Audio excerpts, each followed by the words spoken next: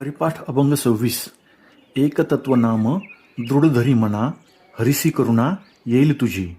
ते नाम सोपे रे रामकृष्ण गोविंद, वाचेसी सद्गद जपे आधी. नाम परत्वे तत्व नाही रे अन्यथा, वाया अनिक पंथा जाशी झनी. ज्ञानदेवा मौन जपमाळ अंतरी, धरुणी श्रीहरी जपे सदा. अर्थ: हे मना, अविचलित निश्चयाने एक हरिनामच तू धरून राहा, त्यामुळे हरीला तुझी दया येईल. रामकृष्ण नाम हे अतिशय सोपे आहे, तेव्हा सर्वप्रथम त्या नामाचाच प्रेमयुक्त वाणीने जप करावा. नामापेक्षा इतर कुठलेही तत्व श्रेष्ठ नाही.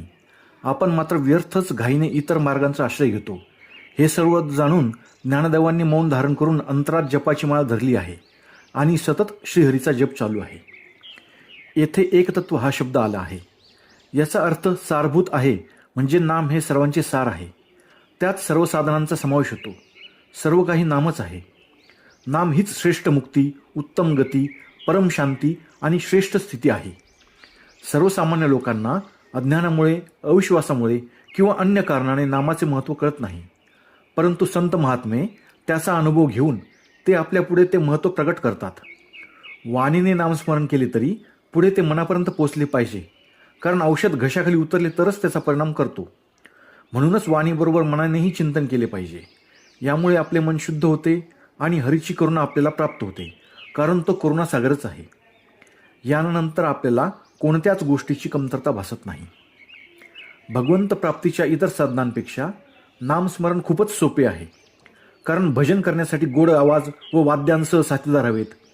कीर्तन करण्यासाठी शास्त्रांचा व्यासंग हवा. ध्यानधारणा करण्यासाठी वृत्तीनिरोध होणे कठीण जाते. स्तोत्र म्हणावे तर पाठांतर हवे. या तुलनेत नामस्मरण अत्यंत सहज सोपे साधन आहे.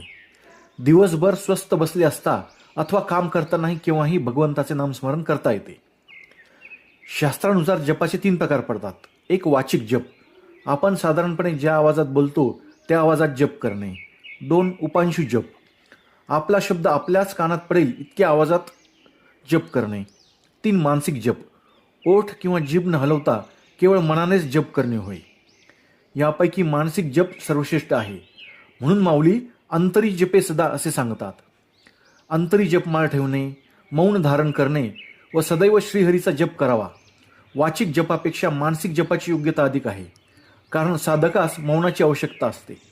वाणी मोकळी असल्यास तिच्यात असत्य कथन, निंदा, दोष इत्यादी निर्माण होतात. म्हणून माऊली म्हणतात, साच लटिके दोन्ही, न बोलिनी झाला मौनी. सारांश: ज्ञानदेवांनी जसा मानसिक जप केला तसा तो आपणही करावा हीच प्रार्थना.